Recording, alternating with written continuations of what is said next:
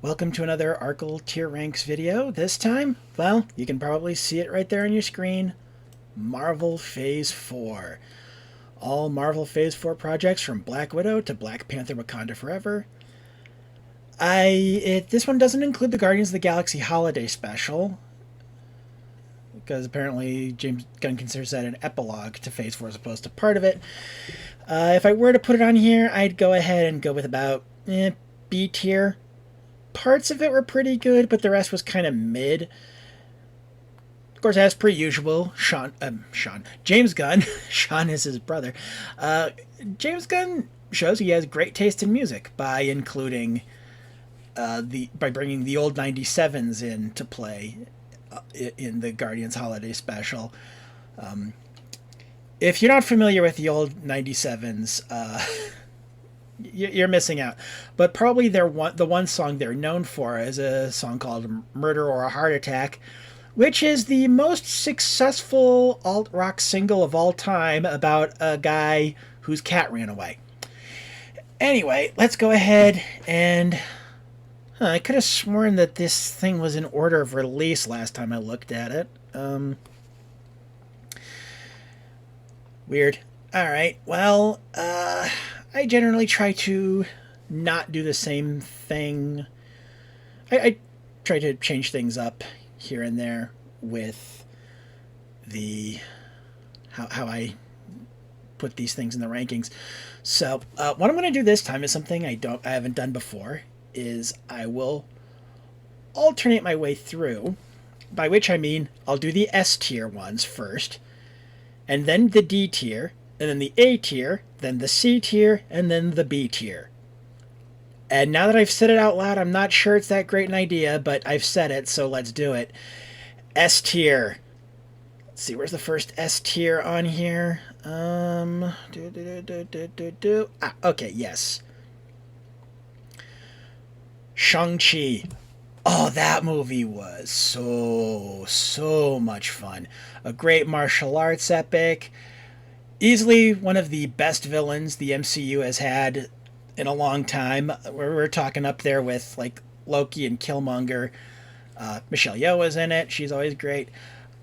I love that they did more with Trevor because, you know, I'm in that camp that still thinks the twist in Iron Man 3 was great, and I'm glad that they followed through with it in the films, as opposed to one of those shorts that not everybody has seen the shorts. So, and I think they're aware of that. That's why they really don't do those anymore. I mean, I think they'd stopped doing those even before the series were going to be a thing. Continuing on in the S tier.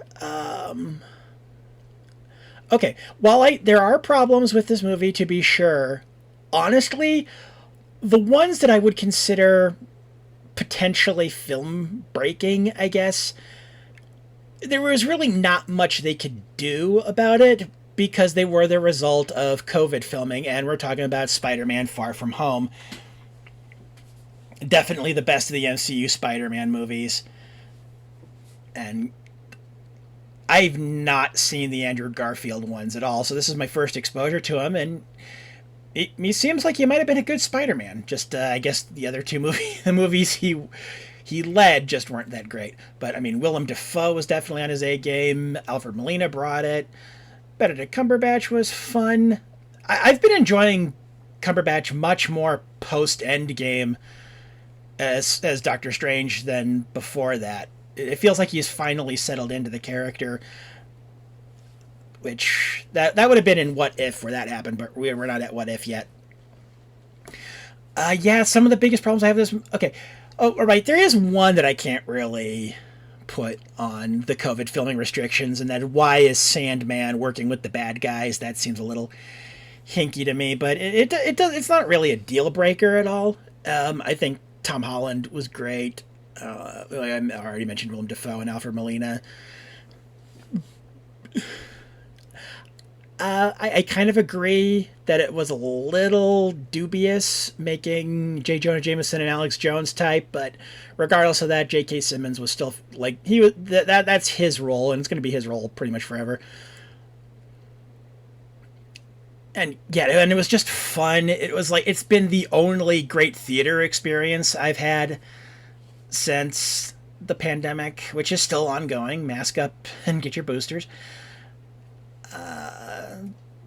Yeah, it's the only good, really great theater going experience I've had since then.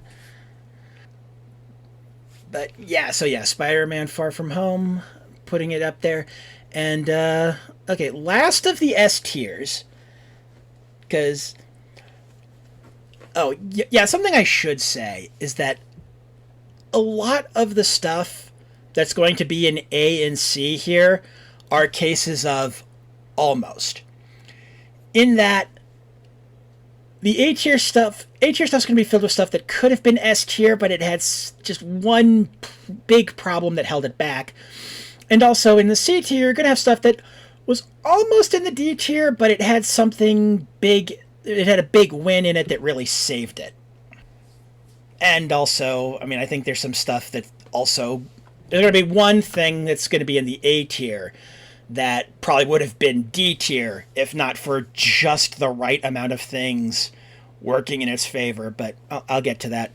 Our last S tier, Werewolf by Night, hands down. In fact, I think this one might actually be my favorite of MCU Phase 4.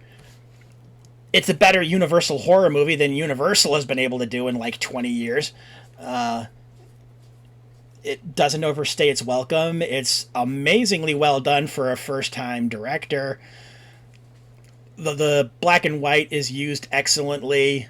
The realization of Man-Thing on the big screen, well, not big screen, I watched, this wasn't in theaters, this was just on Disney+.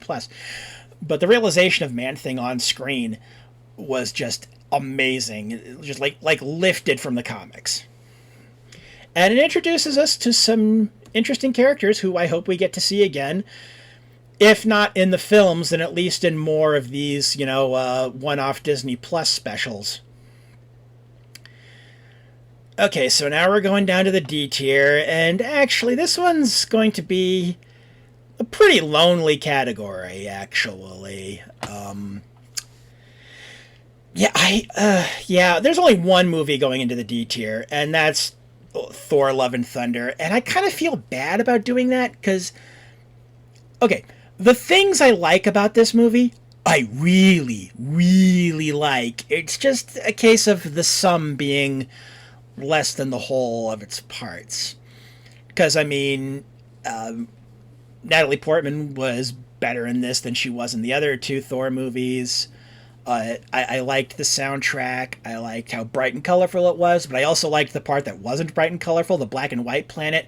That was so well done. I mean, I know I'm putting the movie in the D tier, but that particular sequence might be one of my favorite individual sequences in all of Phase 4. If we were just going off individual sequences here, if this wasn't like, whole movies and TV series, that would be way up here, but it just doesn't quite work for me ultimately. The more I think about it after leaving the theater, the less I like it. Because I think the problem is, while the Jane Foster breast cancer story was executed well, I just don't think it was a good idea to begin with. So a good execution of a bad idea, it's like, it can make it tolerable, but it can't really make it good necessarily. Unless, like, everything comes together, and that just didn't happen here. There were some, like, major changes to Zeus, causing, like, some last-minute reshoots.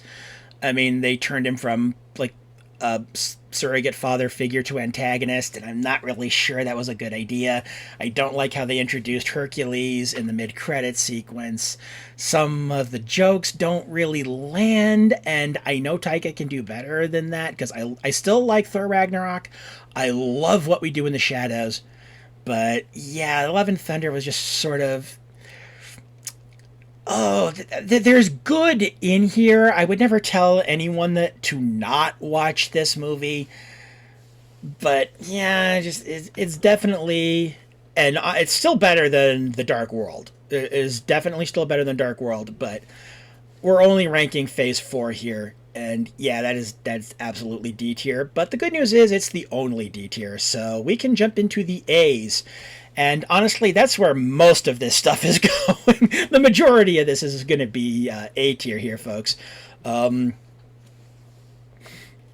we'll start. Yeah, She-Hulk, definitely funny as hell. If you're a lawyer, like if you went to law school, you're a lawyer for a living, you're probably going to hate this because it doesn't really try very hard to be realistic in that regard at all. Legal Eagle actually did a pretty good video about that. And there are certainly things, I think it is kind of annoying how, like, one villain's redemption happens completely off screen, and also a bunch of other villains just disappear. And, casting two actresses of color to play characters who in the comics, whose motivations were being jealous of Jen Walters / She-Hulk. Like, I think this is one of those cases where race-blind casting just sort of backfired a little bit. I don't think it was deliberate. It was just kind of... I mean, it definitely could have been worse. I'll give them that. But, seeing Mr. Immortal, nice reference to Great Lakes Avengers there. Not exactly the way he was in the comics, but, that's about par for the course. Tim Roth absolutely sold it the idea of Abomination as that dramatically changed a person. Probably should not try to do that in the comics, but if they did, I would not blame them. I think the CGI holds up fairly well when it needs to, and there are other parts where it's just like, it's just there to kind of move things along, so it doesn't need to be spectacular. I do kind of agree with one complaint about how some plot points being addressed in, like, the drawings during the end credits. That, yeah, they had a little bit more time to work with. I think they were on a streaming service, not on broadcast television. They could have afforded to make the episodes a couple minutes longer than your typical sitcom fare, but on the whole, I enjoyed it. I'm a little concerned about that they're going to try and take a second stab at Planet Hulk after essentially already doing it in Thor Ragnarok, and doing it adequately. I mean, the original story was much darker in the comic, but okay. Next in the A tier is What If. It was a lot of fun. I even enjoyed the zombie episode, although I totally understand why a lot of people didn't. It does kind of suck that they did have to cut that one Gamora episode. But not all of the MCU live action actors are able to cross over into voice acting very well, because that is two different sets of skills, and while there are certainly people who can do both, that is not universal. Not every good live action actor can be a good voice actor. But this was the series where I actually finally started to really see Benedict Cumberbatch as Doctor Strange. This was where he finally clicked for me. And the episode that centered on him was really well done. Sad, but really well done. Getting Haley Atwell back as Peggy Carter was great. The Killmonger episode was great. The Party Thor episode, it was dumb, but it wasn't bad. It was the enjoyable kind of dumb. But I think the thing that does keep it out of the S tier is that some of the voice acting is really not on point. Like I said, some of the live action actors don't cross over into voice acting all that well, and then some of the other voice actors just don't really sound enough like the people they're imitating. And then there was also that really awkward thing in that really awkward line in the finale from Samuel L. Jackson, which was like, I get that they were running low on time with that, but just the way he said, it's like, I know you're not my Natasha, but you have her spirit. There's just like, okay, yeah, that was we don't have enough time to make it clear that this other Black Widow is welcome in this universe, as the whole multiverse shenanigans thing. I do look forward to a season 2, that's for sure, but couldn't quite put it into S tier. Yeah. And R.I.P. Chadwick Boseman, of course. Okay, Hawkeye, gonna go ahead and put that in A. Not the biggest fan of Jeremy Renner for reasons. I really don't want to get into that. And for the same reason, I'm not going to be talking too much about Jonathan Majors when we get to Loki. But, let's just say I'm quite glad we'll probably not be seeing Renner again. And, Marvel kind of fucked themselves with regards to Jonathan Majors, making him like the center of two whole phases, and also the fact that back during phase one, they casually replaced one black actor with another because Ike Perlmutter, who had a say at the time, thought they all looked alike. So Marvel's kind of in a damned if you do, damned if you don't position here. That is largely their fault, but still. Moving on from that. Let's talk about Hawkeye as a series. I will say, to Renner's credit, reluctantly, he was also, like Cumberbatch, was better in this than he was in all of the Infinity Saga, at least in my opinion. This was the first time I really bought him as, a dad character. Haley Steinfeld was just perfect as Kate Bishop. I think if they'd made this 10 years earlier, they would have gone with Aubrey Plaza, but it was great to see Vincent D'Onofrio's Kingpin again. I really liked Echo. Casting a deaf actress as a deaf character was really well done. How they handled Hawkeye's loss of hearing was really well done. Jessica Kellgren-Fozard actually did a pretty good video about what this series got right in terms of deaf representation, so I'm not going to dwell too much on that. Florence Pugh and Haley Steinfeld played off each other brilliantly. I loved the Yelena and Kate interactions. And it was just like it was a fun series, and this one's going to be one of those that joins Die Hard in the does it actually count as a Christmas story arguments. And much as I love as the original Die Hard, I actually think Hawkeye is a little more deserving of that.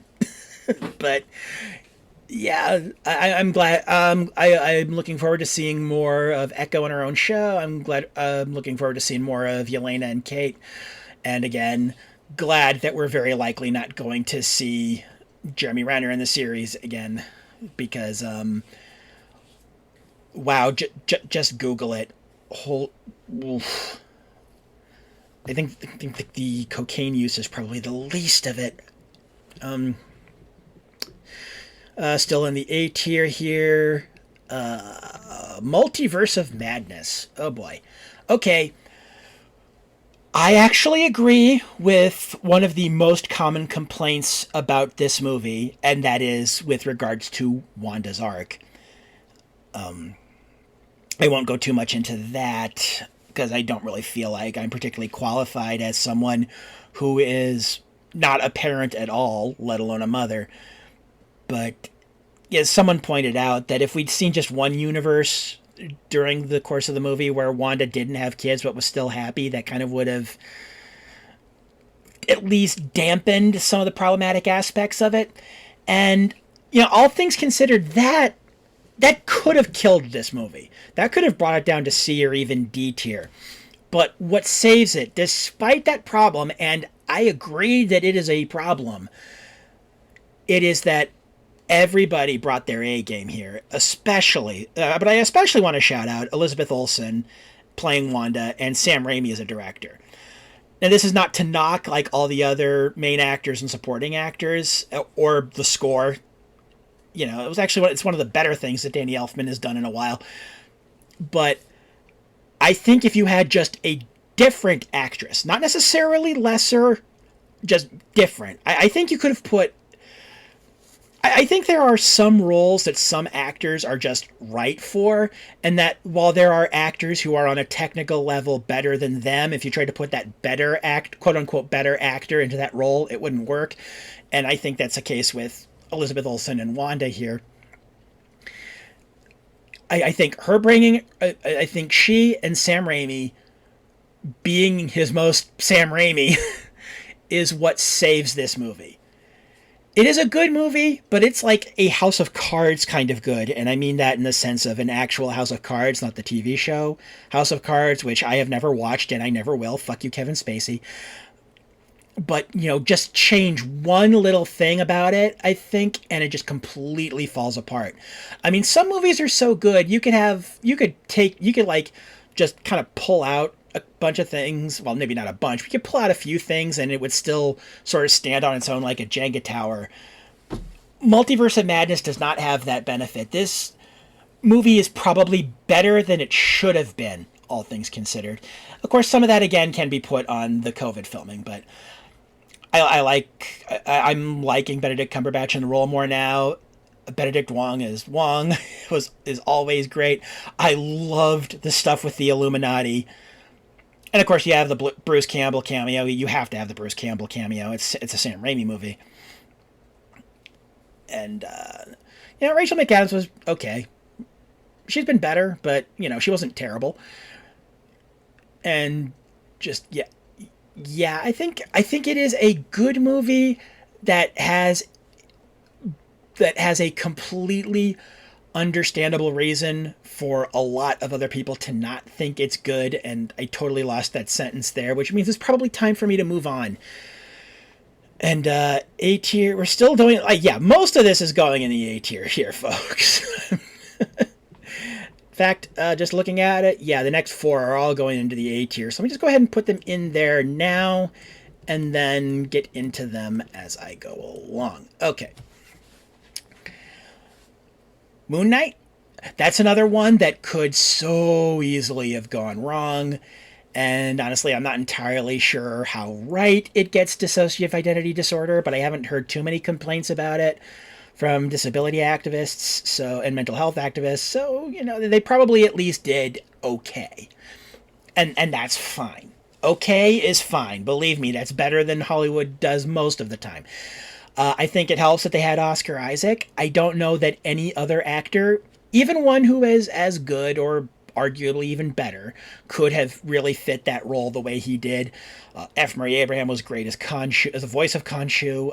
I loved Lila, the stuff with her. I hope we get more of her. I actually would be more happy to see her than I would be to see of Moon Knight, and that's actually saying quite a bit because I really liked Moon Knight. So if we could see both of them, that would be perfect. But if we could only get one, I'd kind of go with Lila.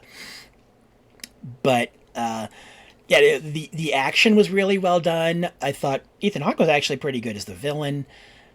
I loved the stuff with a Tauret. Oh, I'm probably butchering that, but the hippo goddess. And the fight scene was a little too CGI heavy. That's probably why it's not going into S tier. But it was way too CGI heavy actually. Now that I think about, and I'm remembering more about it, it's like, I mean that's kind of a common problem with the Marvel stuff. But I mean that was true of the two of the movies up in the S tier as well. But it wasn't quite as I was more forgiving of it, I guess. Although to be fair, they also had a higher budget for those two than for Moon Knight. So Miss Marvel.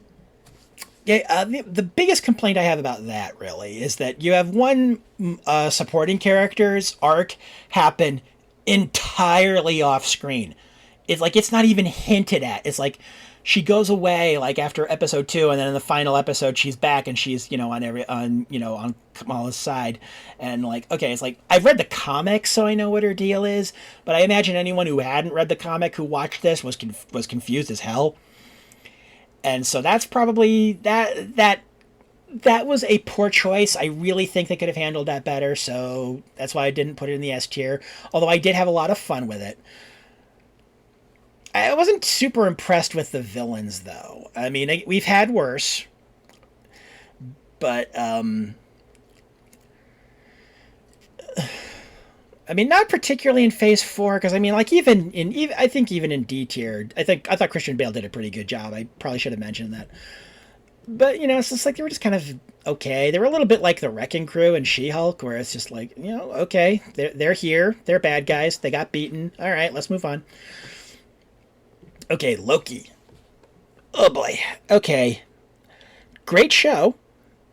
And I am very glad I got to see this before learning that apparently this whole thing that Jonathan Majors got in trouble for recently is actually not new for him, which is depressing. But because I don't.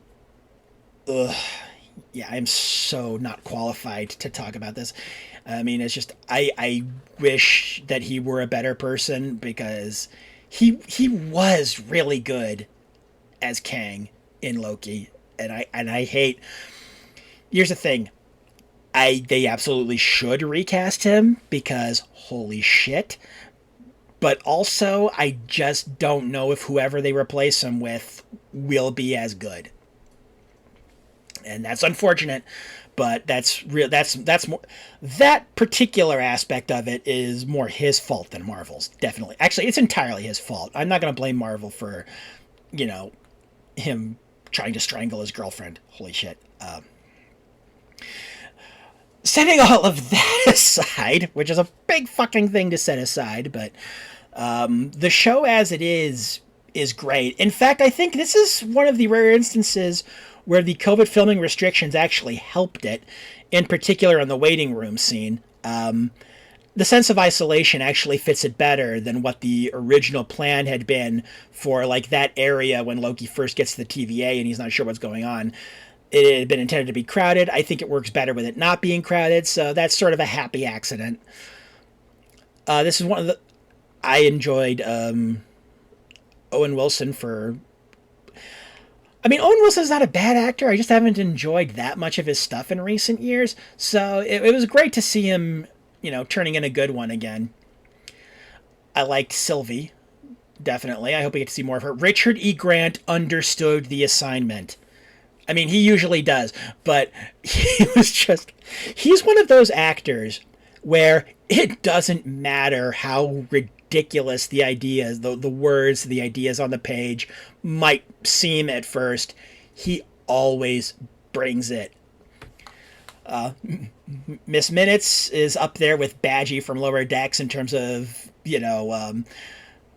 on the surface charming, but deep down actually disturbing cartoons.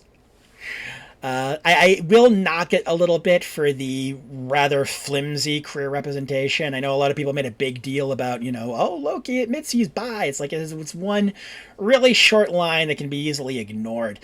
There was more queer representation, I can talk, in that episode, in the frickin' song that played before the opening credits, because that song was Demons by Hayley Kiyoko, and her fan nickname is Lesbian Jesus. So don't really need to say any more there, do I?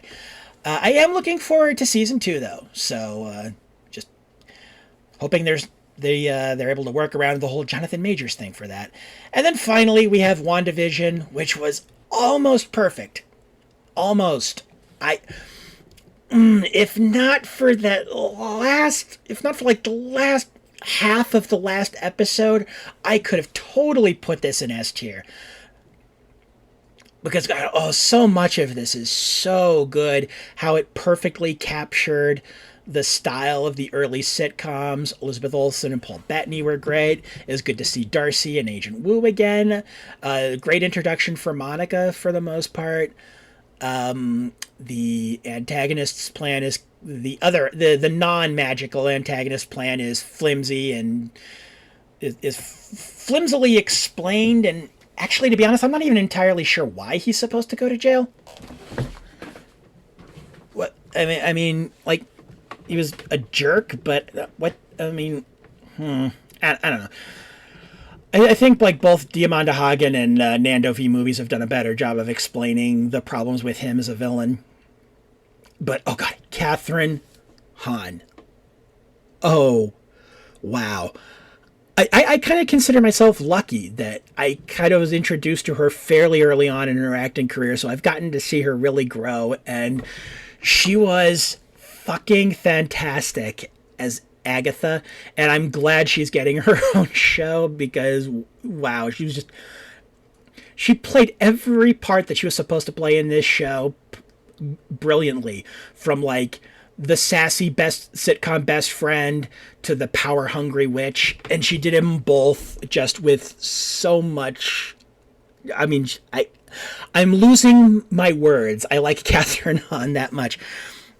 It's just that that ending. Okay. This show, for all the good that is in it, really suffers from, and I didn't coin this term. I mean, most of you probably all will know this, but for those of you who've never heard this term before, it's not mine. Protagonist-centered morality. Which, to sum it up, we're basically supposed to be on her side because the show tells us to, not because of anything she necessarily does. Like, I mean, they put in that line where it's just like, I could never begin to apologize to the people of Westview. It's like, well, you could at least try, but no, we have to have you go off and set up Multiverse of Madness. So, yeah. And then Monica's line's like, they'd never know what you sacrificed. It's like, no. I mean, like, she was kind of technically the villain of this show. I mean, it wasn't entirely her fault. You know, Agatha was definitely manipulating her, but she was also not blameless either. And so the show just kind of letting her off the hook like that, especially with her just going full villain in Multiverse of Madness, was just a really bizarre writing decision. It's like, I see what they were trying to go for, but it doesn't entirely work. And it also hampers Multiverse of Madness a little bit, too. I think if they'd handled that better, I could have also seen myself putting Multiverse of Madness into the S tier. But, yeah. Well, something that was a nice touch was for the first episode where they're doing their pastiche of the Dick Van Dyke Show. They actually consulted with Dick Van Dyke on how to make it look like that. So yeah, there is a lot of good in this show. It just doesn't quite stick the landing, which was unfortunately a common problem for the series, as I will get to very shortly. Going down to the C tier here. Oof, okay. This is another one where I feel a little bad about putting it down here. Not because of the lead character. In fact, she was the least interesting character in the movie, which is never a good sign. But ultimately, it kind of feels like a too little too... This feels like a movie that should have been made a lot sooner, and they just kind of had to shoehorn it in to Phase 4. It feels really out of place because of that. But what keeps it out of the D tier, really, is the supporting cast. In particular, Florence Pugh and David Harbour. I mean, Rachel Weisz is really good too, but we're probably not going to see her again, which sucks.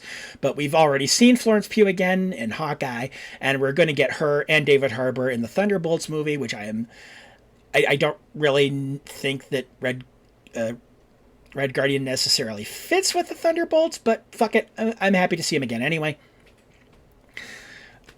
And, you know, look, if Taskmaster was one of your favorite villains from the comics, I understand why you're not happy with the change they made to the character for the movie. I was fine with it. I don't necessarily think it's brilliant. I definitely don't think it's on the level of the Mandarin twist from Iron Man 3. I will die on that hill.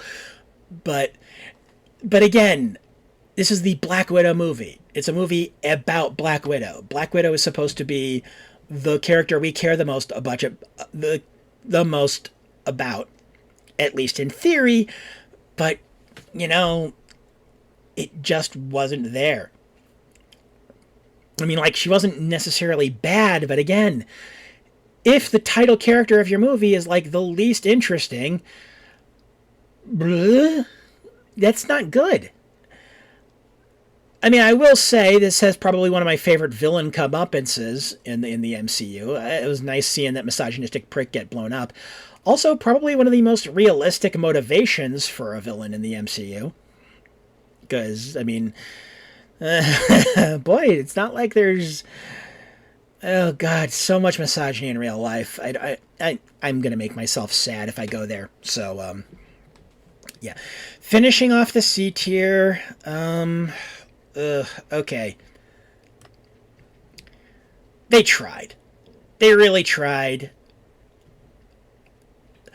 I mean, Anthony and Sebastian did a great job. They bounced off each other really well.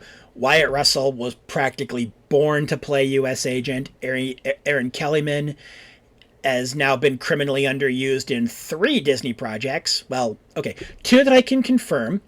I've only been told that she's criminally underused in Willow. I haven't watched it yet, so I can't say, but I have no... but, you know, that may well be true. But in here and in Solo: A Star Wars Story, she's great, but they just don't use her enough. And then, of course, you know, whole video essays have been made about how badly this show whiffed on the whole Flag Smashers thing. And also, they redeem U.S. Agent way too quickly. I'm like, I was fine with him going back to help the truck, but also I think having him do it like that soon, like, I think it would have been better if he'd gone back to try and save the people in the truck, but have it be like too late so that the only reason the people in the truck don't die is because Sam shows up. Oh, okay. Zemo. Zemo was great. Zemo was great. No complaints about Zemo in the series. And I'm glad they gave Emily Van Camp more to do. You know, she was actually a character this time around as opposed to a plot device. But, God, they just whiff it on the Flag Smashers so badly. And Sam's line to the council is just, it's the do better, said her. Like, the show brings up the perfectly fair question about should an organization of like maybe a dozen or so people make decisions that affect billions of people and also Skrulls living on Earth. They probably don't know about the Skrulls yet, but the question that the show should have been asking is, should this much power be concentrated in so few hands in the first place? But no, it goes to the safe neoliberal thing of the people with the power should do better. Like, the thing is, with systems like that, even if they want to do better, there's no guarantee that they can. But, oh, God, I really wanted to like this show. It got off to a strong start, but, oh, God, I didn't even get into the queer baiting. Oh, the queer baiting here was way worse than in Loki, that's for sure. I mean, they even filmed them like a married couple. You know that they were... Ugh. It's like they were trying to start a new Stucky and just... Oh, God. I mean, if there are shippers out there that appreciated what they got, you know, I'm happy for you, but you're probably the only ones to have gotten anything out of that. So, yeah, I think that's about it for the C tier. So... We're just going to B tier, and you know what's going down there if you can see what's down here.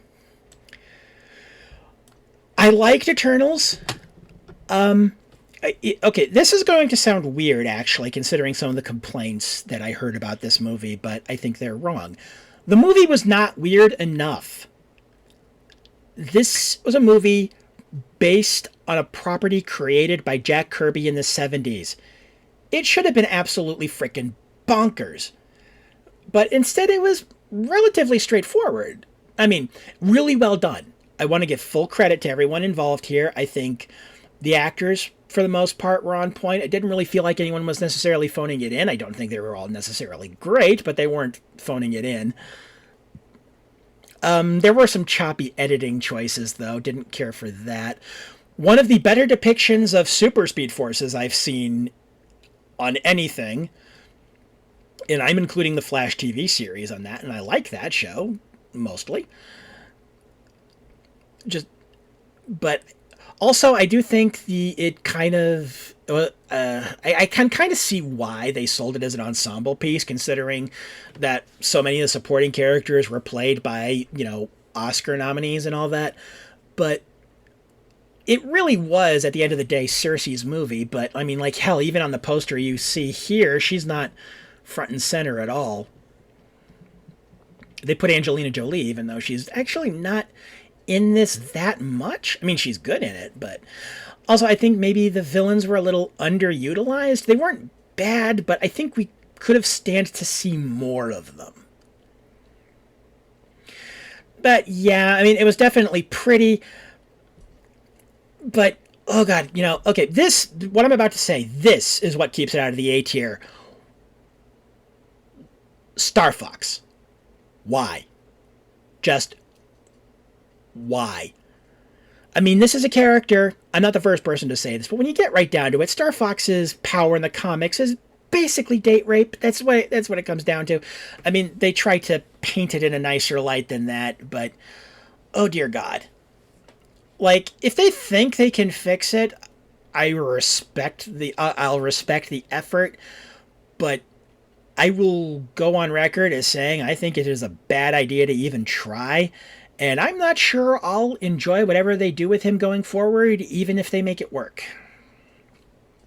Because, yikes. Alright, lastly, okay, this is another case where I actually feel bad putting it this low, because, holy fuck, Tenacuarta as Namor. Oh, so good. Again, a great villain.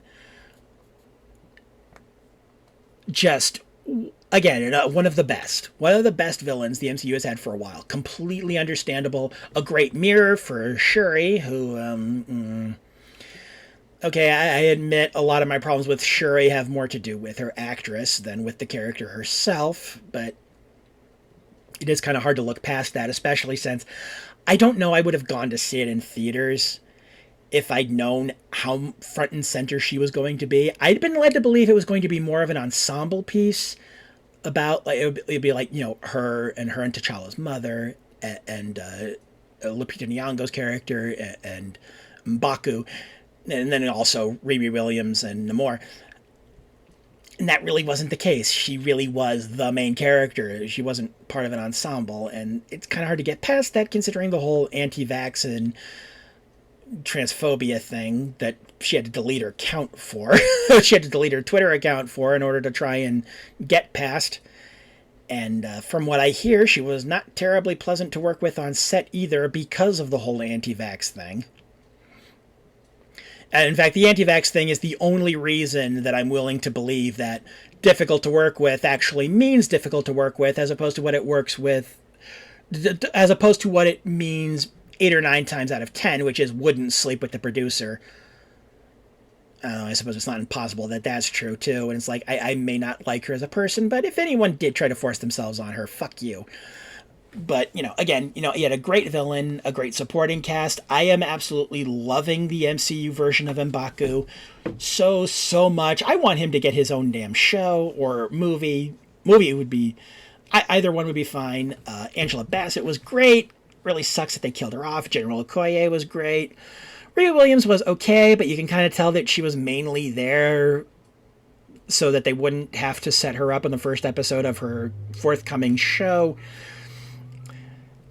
And Martin Freeman, he was fine. Julia Louis-Dreyfus was fine. She was better in Falcon and the Winter Soldier, although ironically because where they are in the rankings, and I just pointed at the screen even though you can't see me. Yeah, but I do hope, I know we're probably going to be stuck with Letitia Wright for a while, which is unfortunate. Because, I mean, her and also Evangeline Lilly. And I fucking hate anti-vaxxers. I mean, I've never particularly liked anti-vaxxers, but I hate them even more now after this past February. If you follow me on social media, you know exactly what I'm talking about there. But, ultimately, while I do kind of regret going to see it in theaters instead of waiting for it on Disney Plus because, again, of the whole anti-vaxxer thing, it was really, really nice as a longtime comic fan to see Namor realized on the screen, and realized so well.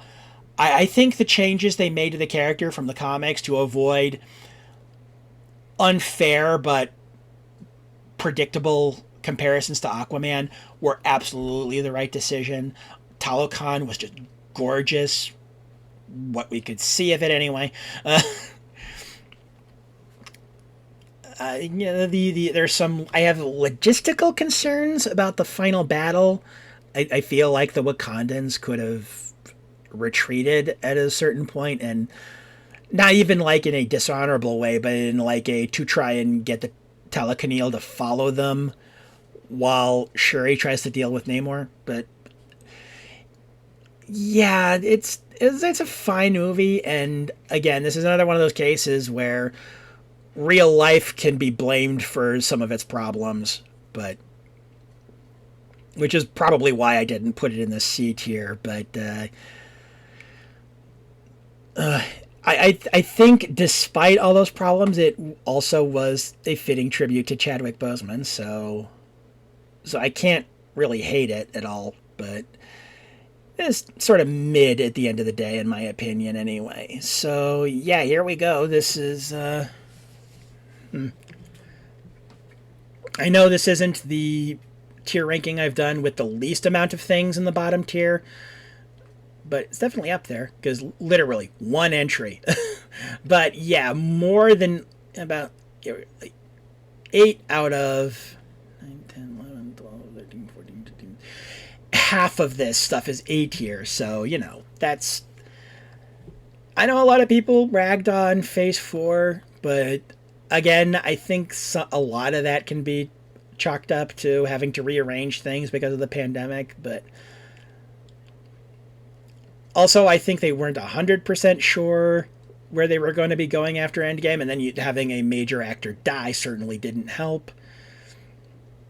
But all in all, I think there was more. I do think there was more good than bad here at the end of the day. So yeah. Okay, I'm happy with this. This is my Marvel Phase 4 tier ranking. And if I were to have to pick my absolute favorite of all of these, it is definitely going to be Werewolf by Night. That's why I went ahead and put it ahead out here, which is I don't usually do that. But anyway, yeah, I am so rambling. So put the mouse where I wasn't supposed to. Oh, well, it doesn't matter. Yeah.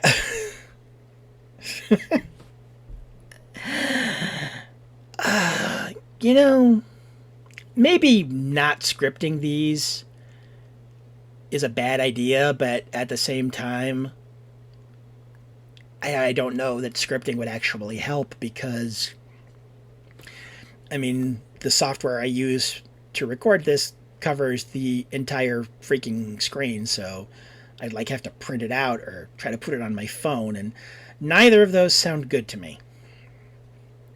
So, also, I think I might have long COVID, but that's a whole other thing.